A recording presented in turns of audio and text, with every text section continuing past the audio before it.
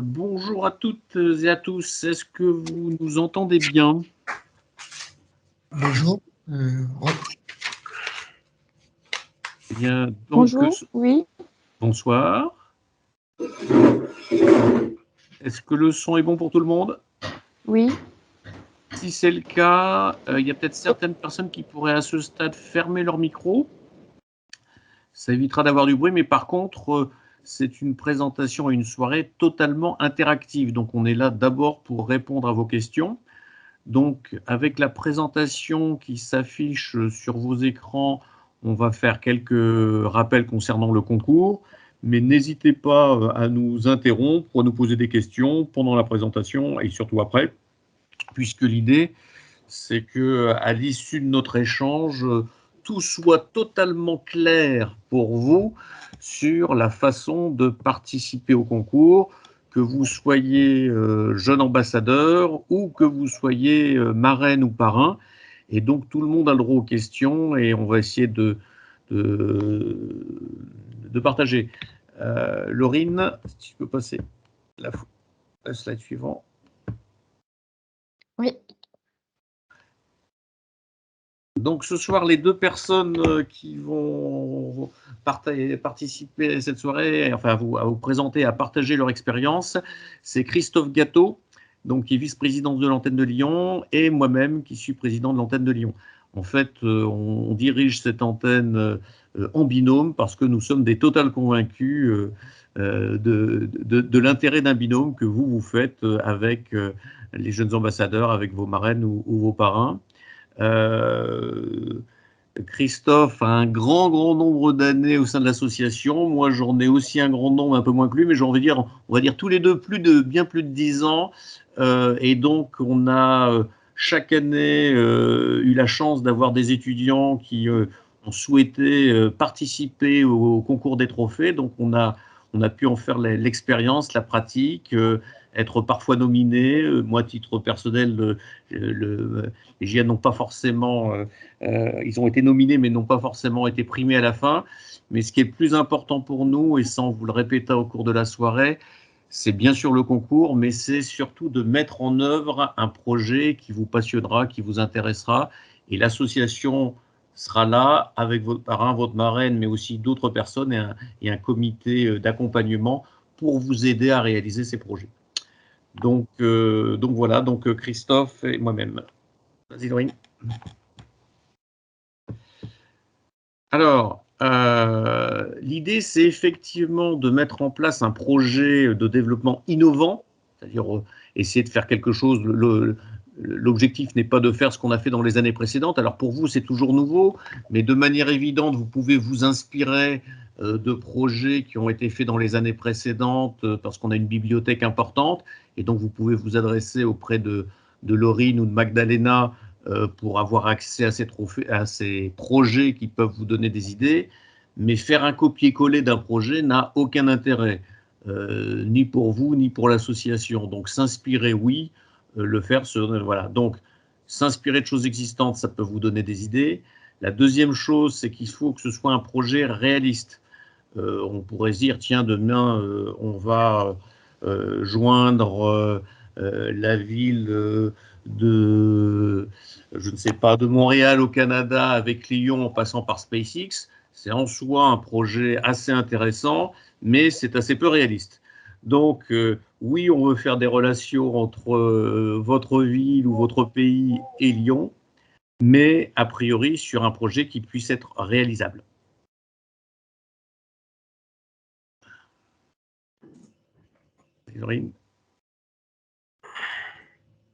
Alors, ce qui est un point important, c'est que ce projet, je pense que si vous êtes là ce soir, c'est que ça vous intéresse, mais c'est bien sur la base du volontariat. Donc, nous, on n'impose rien, on propose, on peut juste témoigner pour vous que c'est absolument passionnant pour le jeune ambassadeur ou la jeune ambassadrice de préparer ce projet. C'est aussi le moment pour construire une vraie relation avec son parrain et sa marraine qui vous donnera aussi quelques coups de main, qui pourra ouvrir son carnet d'adresses, enfin qui pourra vous aider là-dessus. Donc, c'est un des ciments du binôme. C'est pas le seul, c'est pas indispensable, mais ça enrichit vraiment votre parcours au sein des jeunes ambassadeurs. Un point qui est important, c'est que, voilà, et ce projet, c'est ce qui est écrit sur le slide, c'est que c'est un projet, ça se construit à deux, c'est-à-dire que vous n'êtes pas tout seul à réfléchir dans votre coin, c'est pas non plus le parrain ou la marraine qui va faire le projet pour vous, c'est sûrement pas son rôle, c'est plutôt des échanges entre vous qui vont vous permettre de mettre en place ce projet. Un autre point qui est important, c'est que, alors vous pouvez faire ce projet en étant seul jeune ambassadeur avec votre parrain ou votre marraine, ou vous pouvez construire un projet avec un deuxième JA, voire un troisième. Bon, au-delà de plus, ce ne serait pas réaliste, mais avec un deuxième JA, par exemple. Donc, ça veut dire qu'il y a deux parrains, qu'il y a deux JA. Et il faut savoir que dans les années qui se sont passées, là, ces 4-5 dernières années, il y a plusieurs fois des jeunes ambassadeurs qui étaient, enfin, qui étaient deux ou qui étaient trois, qui ont été primés. Mais ce n'est absolument pas un impératif pour réussir un projet pertinent. La plupart des gens qui sont primés sont bien sûr des gens qui ont préparé ce projet seul avec leurs parrains et leurs marraines. Alors, ce qui est intéressant, c'est qu'à la fois, il y a des règles du jeu, mais elles ne sont pas si contraignantes que ça. Mais c'est ce qui est important. Donc, le projet doit être l'occasion de renforcer le rayonnement de la région Auvergne-Rhône-Alpes ou de la ville de Lyon, là, puisque là, on se parle ici de Lyon, avec votre ville à vous, où vous faites vos études, ou le pays dans lequel vous vivez, ou dont vous êtes ici. Donc voilà, il faut qu'il y ait forcément un lien entre les deux, et que ce lien permette, alors le terme de rayonnement, je ne sais pas si ça parle à chacun, mais ça veut dire simplement que en mettant en relation deux pays ou deux villes, sur un sujet qui vous tient à cœur, ça permet de faire parler ou de présenter des choses que les gens ne connaissent pas dans votre pays, ou des gens ici de Lyon qui ne connaissent pas votre pays, de découvrir votre pays ou votre ville. Donc c'est pour ça que c'est important. Alors c'est un projet professionnel. Ça veut dire quoi? Ça veut dire que c'est, encore une fois, moi le terme professionnel, j'ai envie de dire que c'est plutôt dans la façon de le faire. C'est-à-dire que ça doit, si on fait un projet culturel ou avec un objectif culturel, c'est pas professionnel en soi. Par contre, ce qui doit être professionnel, c'est la façon de le préparer, la façon de le présenter, on y reviendra tout à l'heure, et ensuite la façon de le mettre en œuvre. Et c'est là où justement le binôme et votre parrain ou votre marraine peuvent vous aider à rendre, plutôt que professionnel, on pourrait dire plus rigoureux, plus organisé votre projet. Voilà, donc c'est un peu le deuxième point en termes d'objectif.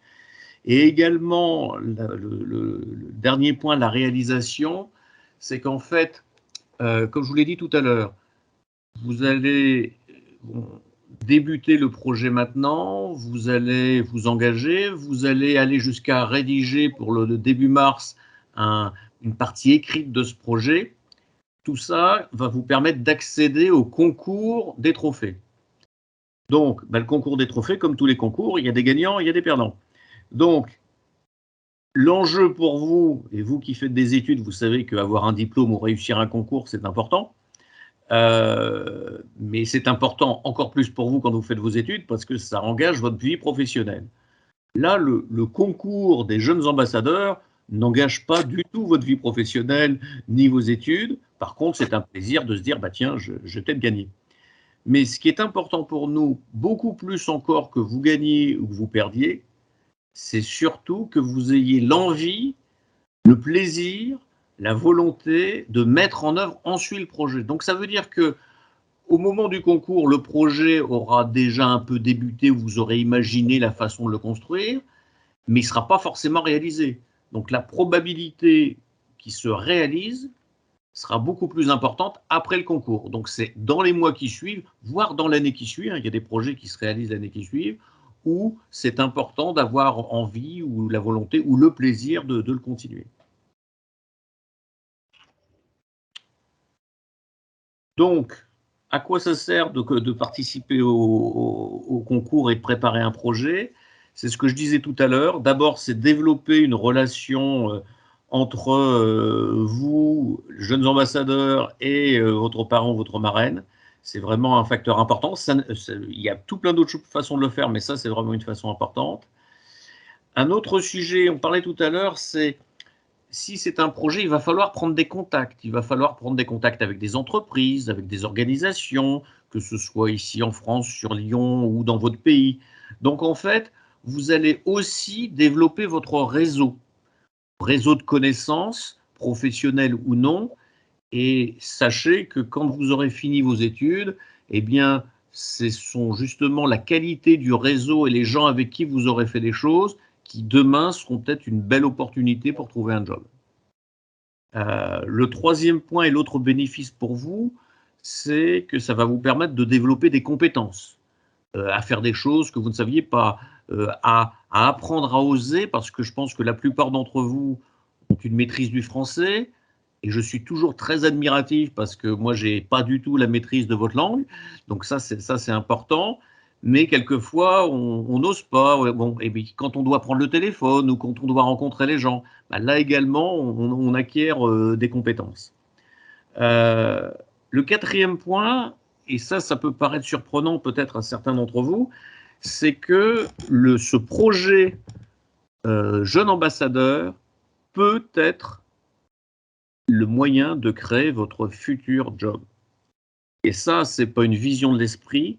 On a plusieurs exemples, ils sont même assez nombreux, de jeunes ambassadeurs qui, grâce à leur projet ou avec leur projet, ont trouvé leur premier job, ont créé leur première entreprise, mais surtout ont trouvé leur premier job. Donc ça, c'est un point important, c'est que c'est pas une finalité impérative, c'est pas ça, mais par contre, ça peut être l'occasion d'eux. Alors pour l'instant, vous ne l'imaginez pas, puisqu'on est au début de l'histoire, mais sachez qu'il y a des gens de vos condisciples dans les années précédentes qui en ont fait leur métier.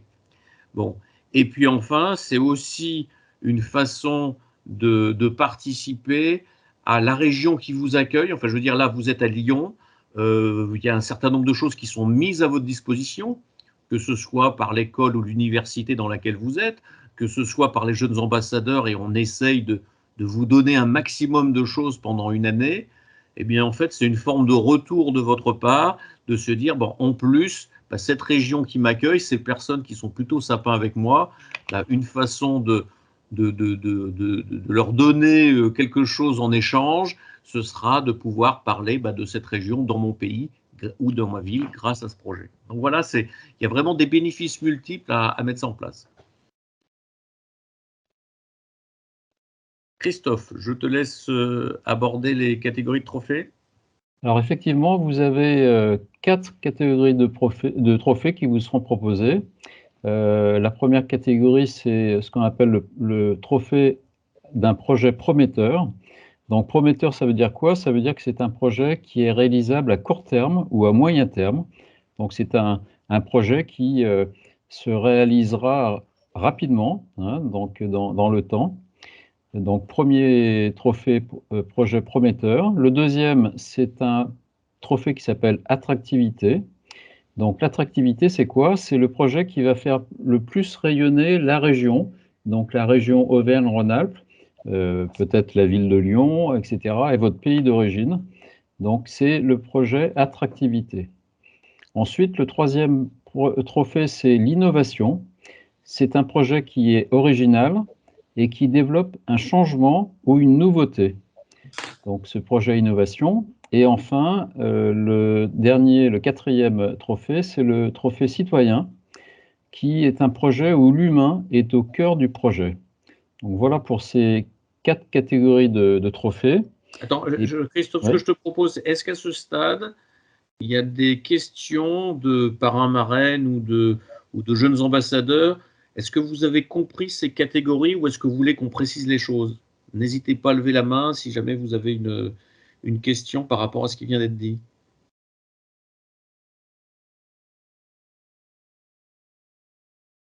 Tout est clair? Ah, si, Bonsoir. j'ai vu une petite main qui, oui. Vas-y.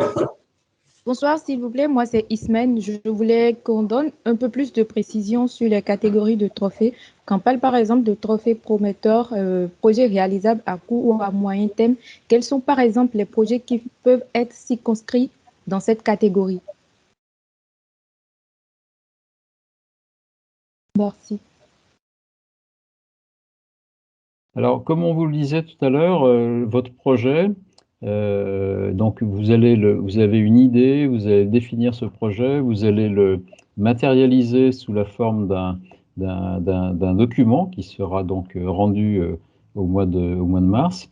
Et ce projet, quand on dit qu'il est prometteur, c'est que ça ne se limite pas à des idées, mais vous avez d'ores et déjà une grande probabilité pour que ce projet puisse se réaliser rapidement. Alors peut-être que c'est une idée que vous aviez il y a déjà un certain temps, peut-être que vous aviez commencé déjà à y réfléchir et que vous avez pu contacter un certain nombre de personnes. Vous avez réfléchi peut-être aussi à une possibilité en termes de financement. Tous ces ingrédients font que on peut penser que ce projet pourrait être réalisé rapidement, c'est-à-dire dans le courant peut-être de l'année suivante, où il peut déjà être bien avancé cette année en 2022. Donc c'est ce qu'on peut appeler le projet prometteur. Hein, donc on va dire que c'est un projet, on pourrait dire un peu vulgairement que c'est un projet qui est ficelé, c'est-à-dire il est prêt à être mis en œuvre de façon rapide. Donc voilà un petit peu, j'espère que j'ai un petit peu mieux défini et que vous comprenez mieux ce qu'est un projet prometteur. Voilà. Oui, je pense que l'explication de Christophe, moi, me paraît claire, mais est-ce qu'elle vous paraît claire? Il y a quelqu'un d'autre qui lève la main. Bonsoir, moi c'est Gladys. Je ne sais pas, c'est une autre question par rapport aux catégories. Je ne sais pas si je peux la poser ou j'attends que vous finissez de répondre. Du coup, moi, ma question, c'est de savoir si un seul projet peut être retrouvé dans toutes les catégories, si c'est possible. Alors, la réponse est non. C'est-à-dire que, en fait, tu peux postuler en disant, bah, moi, je prépare un projet pour telle catégorie, mais tu ne pourras pas postuler pour plusieurs catégories. Ce qui peut se faire, c'est qu'au moment où le jury va lire les projets, il peut quelquefois requalifier un projet. Je ne sais pas, tu dis par exemple, moi mon projet, il est dans la catégorie prometteur, et à la lecture, le jury, il y a plusieurs personnes qui composent ce jury, va dire, bah non, on pense que ce projet est effectivement très intéressant, mais on le mettrait plutôt dans la catégorie attractivité, par exemple. Mais ça, c'est pas important en soi, puisque de toute façon, il y a des prix quelle que soit la catégorie. Mais il est possible aussi de se dire, bah tiens, un projet prometteur, bah, c'est une véritable innovation, donc on pourrait aussi le mettre dans une autre catégorie. Mais ça, c'est pas important. L'important, c'est que le jury fera en sorte que un projet identifié dans une catégorie, soit celle proposée par le jeune ambassadeur, soit celle qu'on pourrait requalifier, soit la plus adaptée au jeune, au projet, pour justement lui donner un maximum de chances de gagner le concours.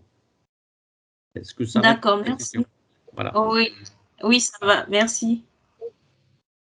Alors peut-être pour illustrer de façon encore plus détaillée les différents types de projets, on peut peut-être passer à la suite qui est notamment ce qu'on appelle les thématiques.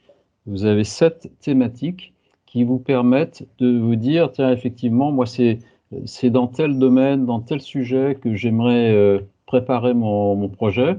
Alors, les thématiques sont les suivantes, vous les voyez apparaître à l'écran. Une première qui est le patrimoine et le tourisme. Un deuxième, environnement, développement durable et énergie. Le troisième, c'est industrie et économie. Ensuite, économie sociale et solidaire. Une thématique sur le numérique, le sport et la santé. Et enfin, art et culture. Donc ces thématiques vous permettront peut-être de mieux réfléchir sur notamment la catégorie de trophée, sachant que c'est un petit peu un mixte des deux qui va définir votre projet. Hein. Ceci vous permet de vous dire, là en définitive, on peut travailler et réfléchir sur un nombre de thématiques qui est important et qui illustre bien ce que nous vivons aujourd'hui. C'est à la fois des thématiques qui sont des thématiques, on va dire, modernes, d'actualité, et puis d'autres qui sont un peu plus classiques. Donc vous avez des offres de thématiques qui devraient vous permettre de vous dire, bon, effectivement, mon idée, je la verrais bien dans telle ou telle thématique. Donc, là aussi, peut-être avez-vous, notre ami Frédéric va peut-être compléter avant de vous donner la parole si vous avez des questions. Oui, simplement un commentaire rapide, parce que ce que tu dis est très précis, Christophe, c'est qu'en fait, vous voyez que la variété des sujets sur lesquels on peut monter un projet, et c'est ça qui est important, c'est que en fait, vous avez une grande liberté des sujets. Le seul fil rouge, c'est celui qu'on a mis tout au début, c'est celui de dire il faut que ça permette de faire une relation entre Lyon, la région Rhône-Alpes et votre ville ou votre pays ou votre région. Mais après, tous les sujets sont permis, sont autorisés. Donc voilà, c'est ce que je voulais rajouter. Maintenant, est-ce que dans les thématiques évoquées, il y a des choses qui ne sont pas claires pour vous, vous voudriez des précisions? Bah oui, moi j'ai bien envie de savoir, hormis cette thématique-là, est-ce que nous pourrions en fait choisir d'autres thématiques qui nous intéressent ou bien faut impérativement se focaliser sur cette thématique-là?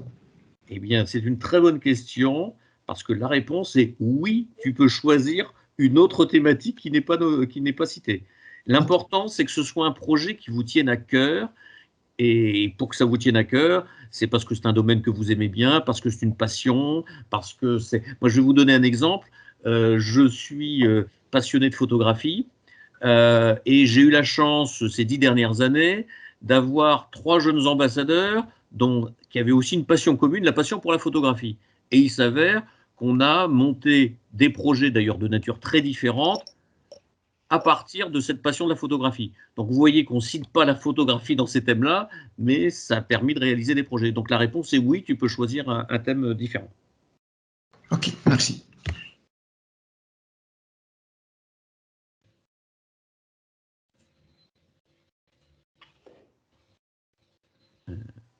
Alors ensuite, donc, en tant que jeune ambassadeur, en définitive, une fois que l'on a défini quelle catégorie, etc., on va vous rappeler un peu comment ordonner tous ces objectifs. Donc, on a 9 thèmes qui sont les suivants. Donc, dans un premier temps, on choisit une catégorie de trophées, hein, c'est ce que l'on a vu. On choisit une thématique. On détermine son projet. Déterminer, ça veut dire le définir, etc. Ensuite, 4e point, on va chiffrer le projet. 5e point, on identifie des partenaires potentiels qui vont participer au projet. On va fournir un planning d'élaboration et de réalisation. On va justifier la dimension du rayonnement international de la région Auvergne-Rhône-Alpes. C'est pour ça qu'on revient régulièrement sur ce sujet en disant que tout projet doit avoir cette dimension. Ensuite, on prépare la soutenance orale en cas de sélection. Et puis, le dernier point, donc, on va donc réaliser le projet dans l'année suivante. C'est, on va dire, la chronologie idéale, c'est celle-ci. Après, le projet pourra se dérouler éventuellement un petit peu plus tardivement, mais voilà, c'est un petit peu ces conditions qui font que vous aurez bâti, réfléchi et préparé la réalisation d'un projet. Donc ça, c'est ce que vous faites en tant que jeune ambassadeur. Voilà. Alors, ce qui est important, parce qu'après, on va parler effectivement des parrains marraines, mais je dévoile un peu le sujet. Mais par exemple, moi, la façon dont je fais les choses quand je démarre avec un jeune ambassadeur, la première fois où je le rencontre, bon, au-delà de faire connaissance sur un certain nombre de sujets, mais quand on se parle et quand on parle de trophées, on se fait une séance de brainstorming, une séance de réflexion ouverte en se disant, mais au fait, c'est quoi tes centres d'intérêt, c'est quoi tes passions, c'est quoi tes activités, dans tes études, qu'est-ce que tu fais. Donc c'est en gros de regarder un peu tous les sujets qui peuvent intéresser. Je veux dire, si vous faites des études dans un domaine donné, c'est que ce domaine, il vous intéresse. Si vous avez choisi une spécialité, c'est parce que cette spécialité vous intéresse.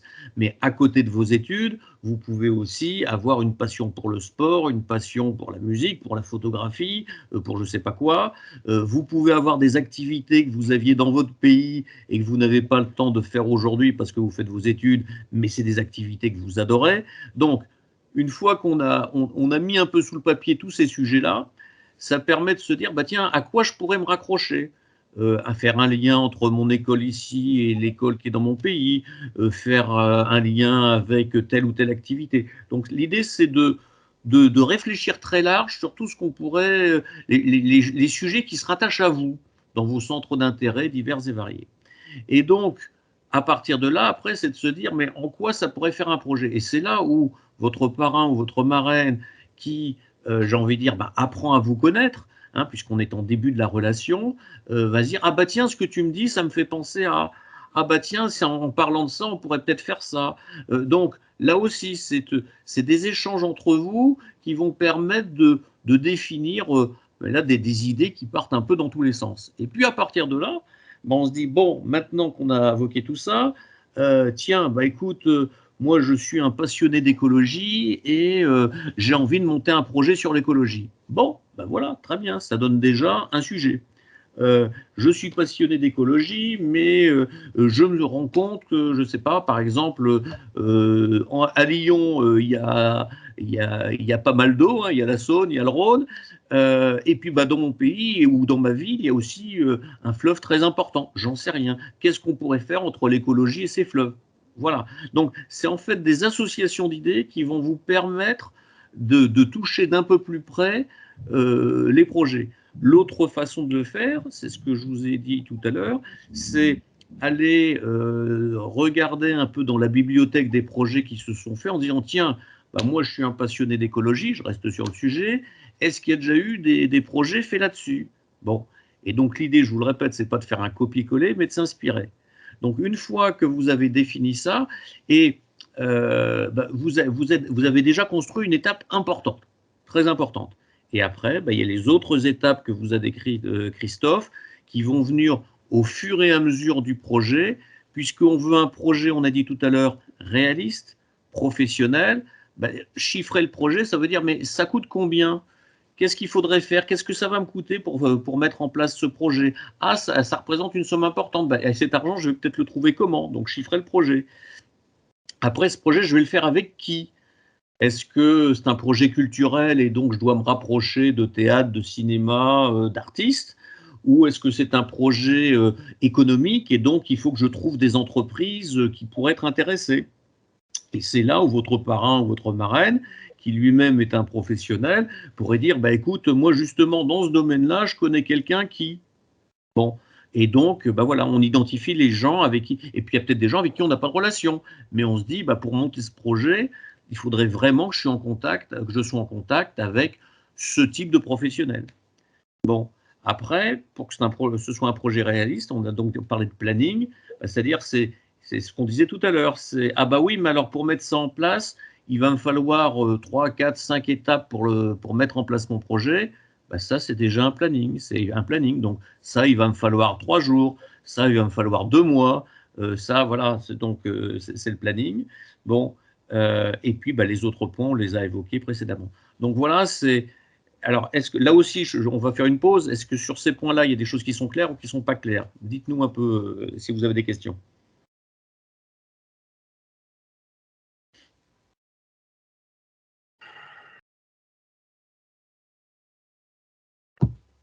Bon, c'est totalement clair. Bien, bon, on passe au slide suivant.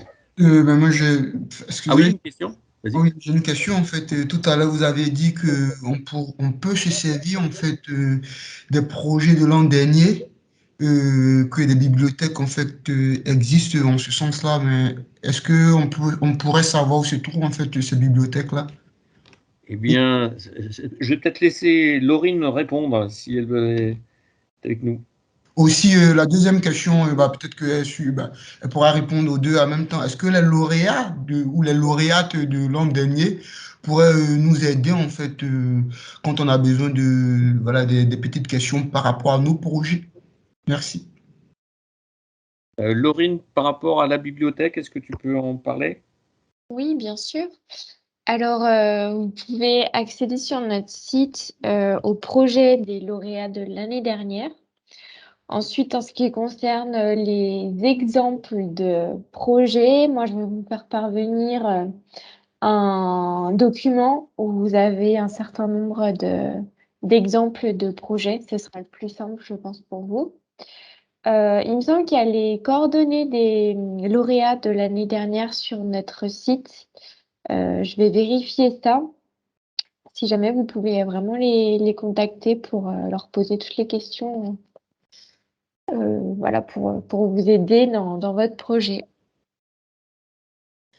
Et la deuxième question, c'était effectivement, enfin oui, donc il y a les coordonnées, ce qui permet de répondre.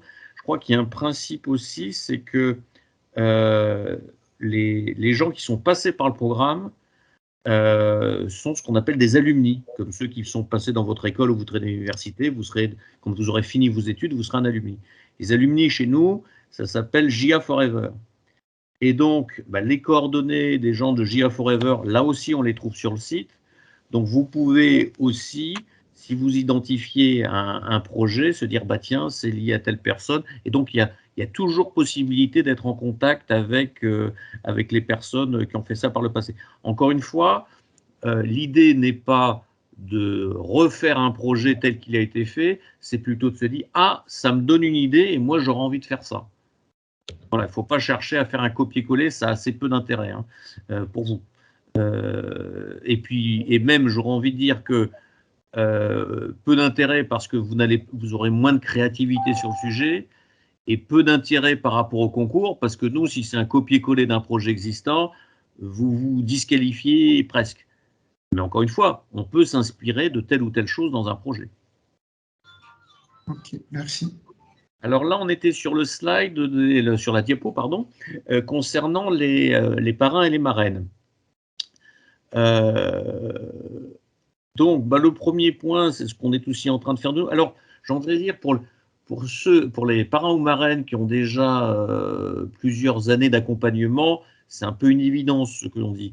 Mais quand on a des parrains marraines qui nous rejoignent pour la première fois, faut aussi soi-même maîtriser un peu le sujet ou comprendre le sujet. Donc c'est pour ça qu'on est aussi à votre disposition au niveau de l'association pour vous donner des trucs et astuces pour préparer ce projet. C'est un des enjeux de ce que l'on dit ce soir, mais même si au cours de la préparation, vous avez des questions, n'hésitez pas à passer par Laurine ou Magdalena, soit elles vous répondront directement, soit elles renverront vers Christophe ou vers moi, il n'y a aucun souci.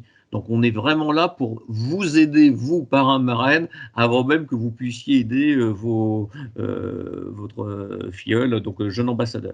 Donc ça, c'est la première chose pour que votre jeune ambassadeur ou ambassadrice comprenne de ce qu'on cherche à faire.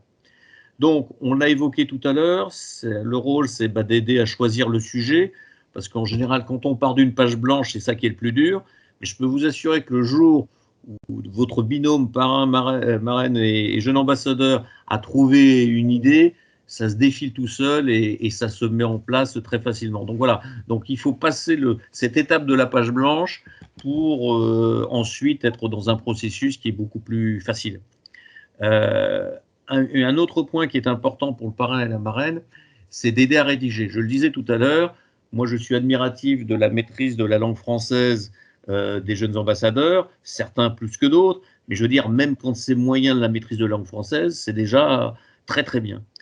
Bon, comme on souhaite que ce projet soit rédigé en français, il y a quelques exceptions, mais ces exceptions, ça reste des exceptions. Donc la règle, c'est vraiment de rédiger en français. Donc l'idée n'est pas que vous preniez la plume à la place de votre jeune ambassadeur ou jeune ambassadrice, c'est que le jeune ambassadeur rédige en premier lieu un document qui est à remettre, que ce soit le dossier du projet ou que ce soit ce qui est à remettre pour le 22 décembre, la déclaration d'intention, sauf que là, ça tient sur une page. Donc, c'est toujours le jeune ambassadeur qui écrit le premier quelque chose et vous passez derrière pour faire en sorte que le français soit correct et que ça ne... l'idée, c'est pas de faire un bon exercice de français.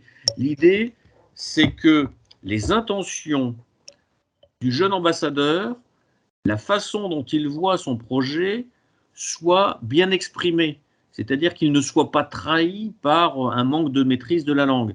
Donc voilà, on n'est pas un club de français, hein. On est un club on est une association qui cherche à aider dans la réalisation du projet. Donc le fait que ce soit mieux exprimé en français, ça aide le projet. Alors là, je parle du français, mais ça peut être aussi dans la construction, parce que on vous a donné, ou vous l'avez déjà, la façon dont le dossier de projet devrait être construit. Donc, il y a des chapitres qui sont clairs et qu'il faut remplir. Bon, eh bien, il y a peut-être des choses qui sont plus ou moins claires pour votre jeune ambassadeur. Donc, l'aider peut-être à remplir telle ou telle partie. Autre chose qui est importante, c'est que ce dossier est un dossier où on cherche volontairement à être sur un nombre de pages restreint. Donc ça, c'est déjà une bonne nouvelle, hein. On n'est pas en train de vous demander un mémoire de 50 pages, hein. C'est un nombre restreint. Mais quelquefois, on a des jeunes ambassadeurs qui ont tellement envie de raconter des choses, qui sont tellement passionnés par leur sujet, on écrirait bien 20 pages. Eh bien non, il ne faut pas écrire plus que le nombre de pages qui est accordé. Donc c'est là aussi où la vision du parrain ou de la marraine permet de rendre peut-être certaines fois un peu plus synthétique. La recherche de partenaires potentiels, effectivement, l'étudiant qui arrive ici, son carnet d'adresses, il n'est pas composé de toutes les organismes, les entreprises ou les gens qui pourraient aider le sujet. Donc, il y a sans doute des choses qui existent dans votre carnet d'adresses. Il y a sans doute des choses qui existent dans la liste des parrains marraines qui sont là. Donc, aider le jeune ambassadeur en disant, tiens, tu vois, tel parrain marraine, il travaille dans le bâtiment et tu veux faire un projet dans le bâtiment. On va peut-être prendre contact avec lui. Et puis, ça peut être aussi, à nouveau, de venir demander à l'association, tiens, en fait, on voudrait rentrer en contact avec tel type d'entreprise ou tel type de société. Est-ce que vous connaissez quelqu'un? Alors, on n'a pas réponse à tout, hein. Mais si on sait que quelqu'un connaît, à nouveau, l'effet de réseau fonctionne. Donc, c'est ça qui est important.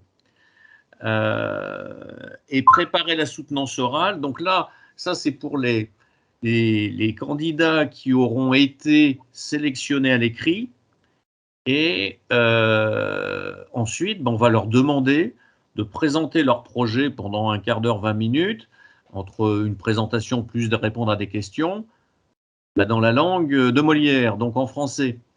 Là également, même si vous allez voir chaque étudiant, parce que vous avez besoin de la langue française ici, dans les mois qui vont passer vont vous permettre d'augmenter votre niveau de langue française, vous n'allez pas tout maîtriser non plus. Donc un oral, c'est comme n'importe quel concours, ça se prépare et donc on peut, en tant que parrain marraine, en faisant une ou deux simulations, en passant une heure par-ci, une heure par-là, aider à la présentation orale.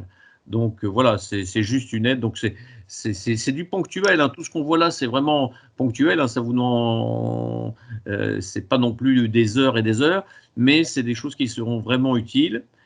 Et puis le dernier point, c'est encourager à réaliser le projet. Pourquoi? Parce que l'encouragement, c'est dès le départ en lui disant tiens, ce serait vraiment génial que tu le fasses. Mais encore une fois, je pars du principe que les gens qui ce soir sont là, c'est qu'ils sont un peu motivés. Mais moi, je dirais que au cours de la préparation du projet, il y a des choses qui sont plus ou moins faciles. Et donc, quand un jour, tiens, on devait avoir un rendez-vous avec un tel, et puis ça ne se passe pas, on est déçu. Et puis voilà, donc soutenir le moral de son étude, de l'étudiant, du jeune ambassadeur, c'est important. Et puis il y a un moment où c'est très important, ça.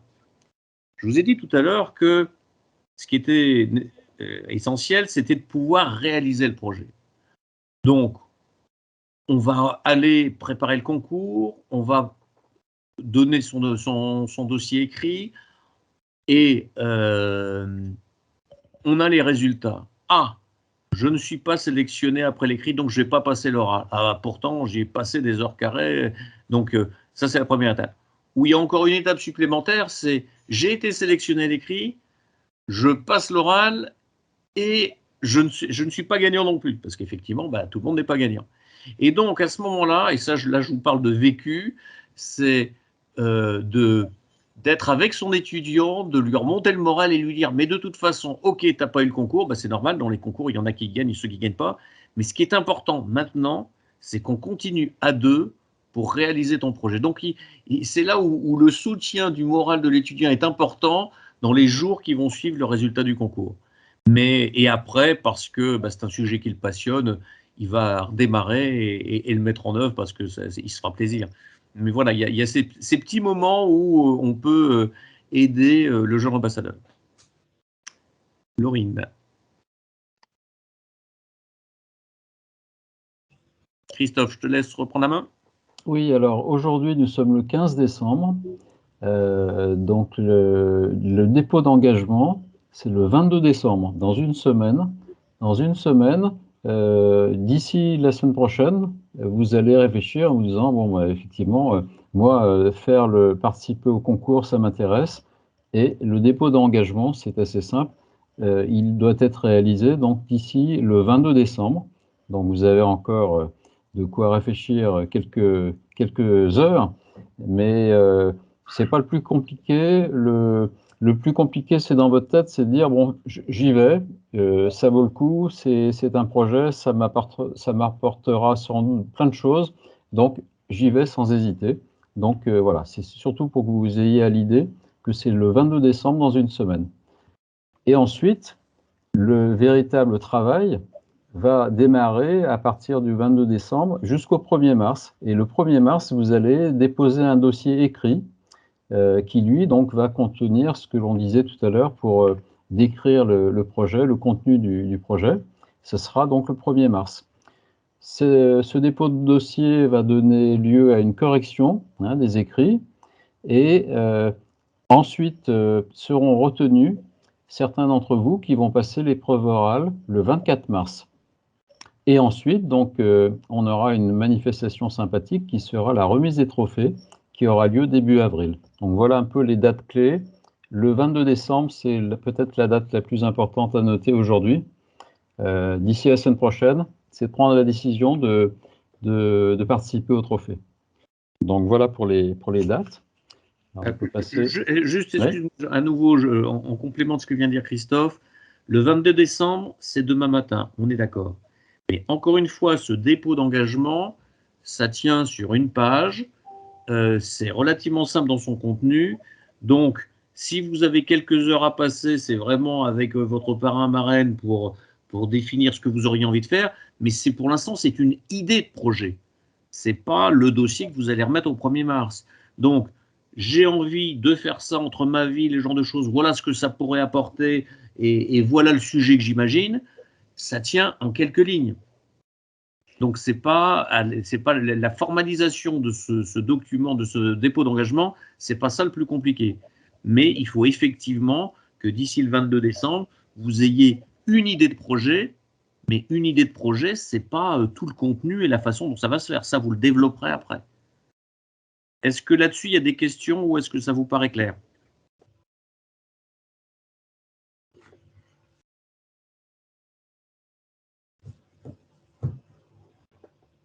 Oui, alors Delma, vous avez une question ? Oui, bonjour. Bonjour. J'aimerais, bon, c'est pas sur le dernier point évoqué, mais j'aimerais revenir sur la possibilité de participer au projet, au concours. J'aimerais savoir si est-ce qu'il serait possible de porter un projet via une association qui existe déjà? C'est tout à fait possible. Vous avez dans votre pays un certain nombre d'activités que vous aviez avant d'arriver en France et avant d'arriver à Lyon. Donc, on peut très bien imaginer que vous aviez déjà un sujet qui vous intéressait dans le cadre d'une association. L'objectif, c'est que la région dans laquelle vous êtes, c'est-à-dire Lyon, Auvergne-Rhône-Alpes, soit associée à peut-être cette association dont vous parlez. Hein. Donc, c'est pas du tout impossible de lier une association qui existe déjà et pour lequel vous avez fait déjà un certain parcours. Ça peut très bien rentrer dans le cadre d'un projet. Oui, oui, tout à fait. Ok, d'accord, merci. Alors, ensuite, on vous présente les projets qui ont été récompensés, les projets gagnants en 2021. Et donc, on vous les a mis donc, par type de projet. Donc, vous avez le trophée projet prometteur qui a été remporté par un jeune Brésilien de l'école de l'ENISE, qui est à Saint-Étienne. Ensuite, vous avez le projet attractivité, on reviendra dessus, qui a été remporté par une jeune Marocaine de l'Université Lyon 3. Et donc, on va vous, d'ailleurs, lui donner la parole. Yousra va vous présenter son projet et pourquoi elle a candidaté et pourquoi elle a réussi à gagner ce projet. On va tout de suite lui donner la parole. Alors, Yousra n'est pas là. Par contre, elle nous a fait une petite vidéo, donc je vais vous la diffuser.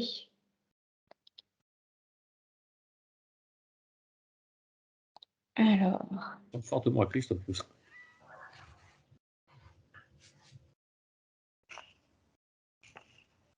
Est-ce que vous voyez mon écran? Oui. Yes.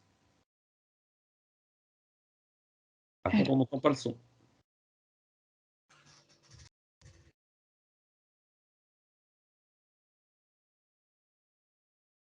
Donc, pour ceux qui savent lire sur les lèvres, ou le langage des signes. Vous entendez pas? Non. Non. Voilà, alors là, truc.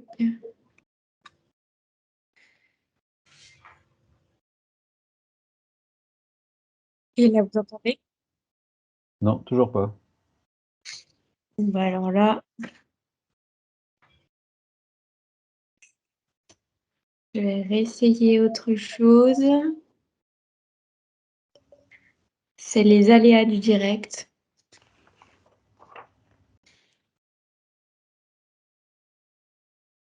Alors peut-être le temps que Laurine trouve le son, on a évoqué d'ores et déjà 2 trophées.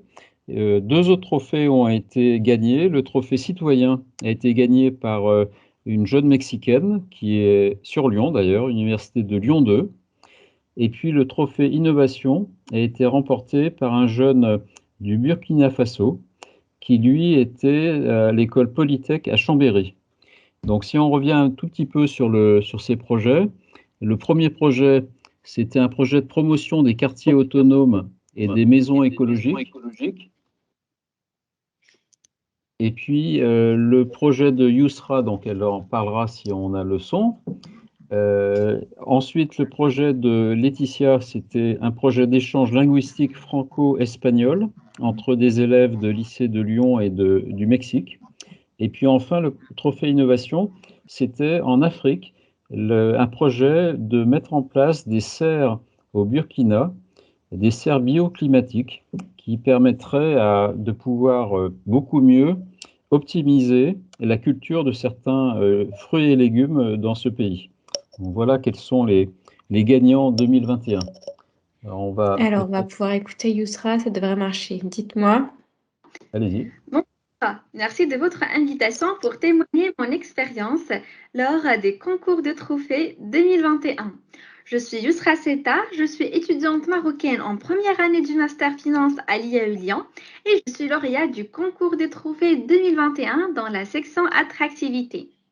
Mon projet intitulé DigiCoup est un programme d'échange de pratiques apicoles et de formation en digital entre la région Auvergne-Rhône-Alpes en France et la région orientale au Maroc. L'objectif de mon projet est de faire intégrer le digital dans les pratiques apicoles et de tisser des liens économiques entre les deux régions. J'adore entreprendre et depuis mon arrivée en France, je pensais régulièrement à mettre en place un projet qui va lier les deux régions. Je sais qu'au début, c'est un peu difficile vu l'ampleur du projet. On est dans une échelle internationale, évidemment. Mais pas de panique. Je suis sûre et certaine qu'à l'intérieur de chacun et chacune, il y a une idée originale qui peut être un vrai sujet de projet. Bien sûr, l'accompagnement et le soutien de l'association, des parrains et des marraines est présent tout au long du concours, surtout en ce qui concerne la facilité de la création du contact avec les personnes potentielles pour la réalisation de vos projets. Moi qui aime l'éloquence, l'épreuve orale était le meilleur moment pour moi durant le concours des trophées. C'était un grand plaisir pour moi d'échanger avec le jury et de présenter mon projet devant eux. Rappelez-vous qu'une fois arrivé à l'épreuve orale, ce n'est plus la pertinence du projet qui va trancher, mais c'est votre personnalité, la personnalité de vous, jeune ambassadeur et jeune ambassadrice. Vous devriez faire preuve d'une forte volonté et motivation pour la réalisation de vos projets.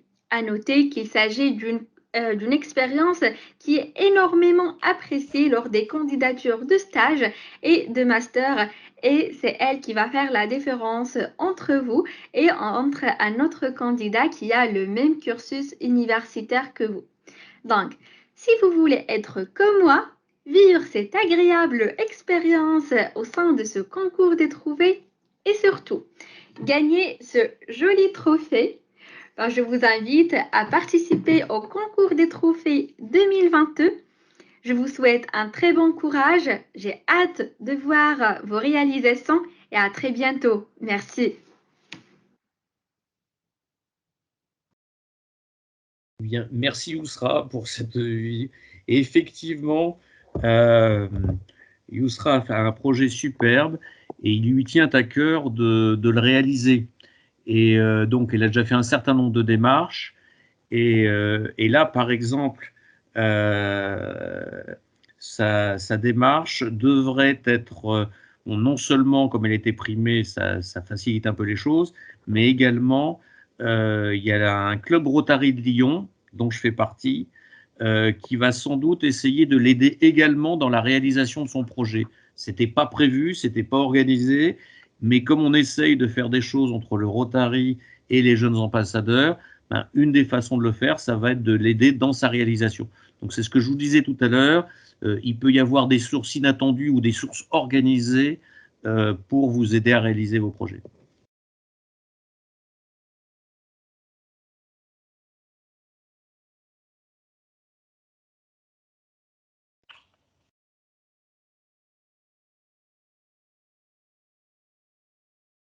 Alors, ce que disait à l'instant notre ami Frédéric, c'est qu'effectivement, les trophées donnent lieu à des récompenses. Et là, on vous a mis quelques exemples. Hein. Ce sont des exemples qui ont récompensé les jeunes ambassadeurs. Comme exemple, ça peut être un package de découverte de la région. Ça peut être 1 an de coaching pour la réalisation du projet.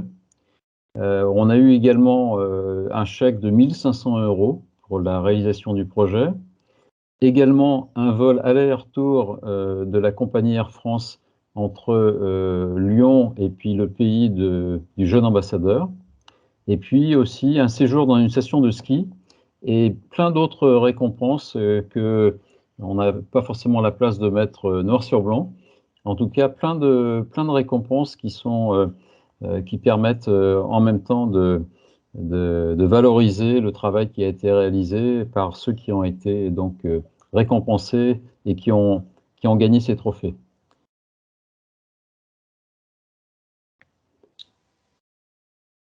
Alors, comme on vous le disait, vous avez la possibilité d'aller sur le site des jeunes ambassadeurs pour regarder un petit peu les projets des gagnants du concours des trophées. Hein, ça vous donne un peu plus d'explications sur le type de la catégorie dans laquelle le trophée a été remporté. Donc ça, vous pouvez avoir ça sur le site des jeunes ambassadeurs.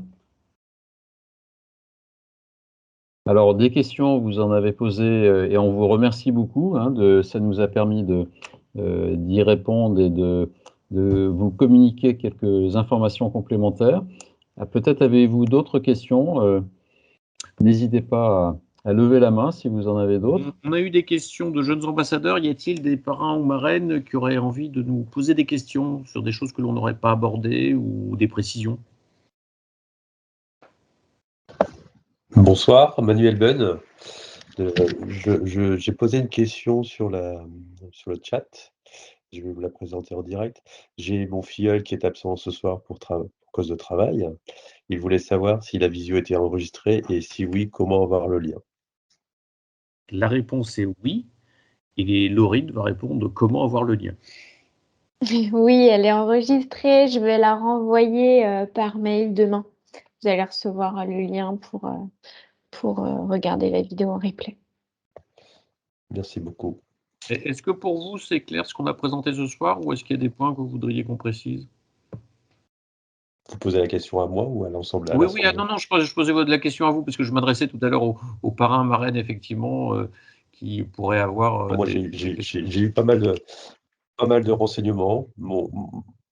Mon étudiant était un peu inquiet sur le fait qu'il avait peur que son projet ne rentre pas tout à fait dans les cases, je dirais, dans les possibilités. Mais je pense que la réponse a été faite sur le fait que on peut aller sur tout type d'idées. Et je pense que cela va le rassurer. Donc, super. Voilà, oui. En tous les cas, je vais le rassurer. Bon, en tout cas, merci bien. Effectivement, ça fait partie du rôle du parrain ou de la marraine, c'est de rassurer les étudiants. Alors, c'est sûr que nous, on essaye de passer un certain nombre d'informations. Comme on l'a vécu beaucoup, il y a des choses qui nous paraissent un peu évidentes, mais il y a peut-être des choses qui ne le sont pas. Donc, on veut être aidant. Mais encore une fois, ça ne se résume pas à la soirée d'aujourd'hui. Hein. Ça veut dire que vous, en tant que parrain marraine, ou que les jeunes ambassadeurs aient envie de poser des questions, l'association est aidante. Donc, on doit pouvoir vous aider, quelles que soient les questions. Super, merci. Bonne soirée. Merci. Bon. Il y avait un dernier slide, il me semble, Laurine. Oui. On en a parlé, ça, tout à l'heure. Voilà le slide qu'on attendait, effectivement.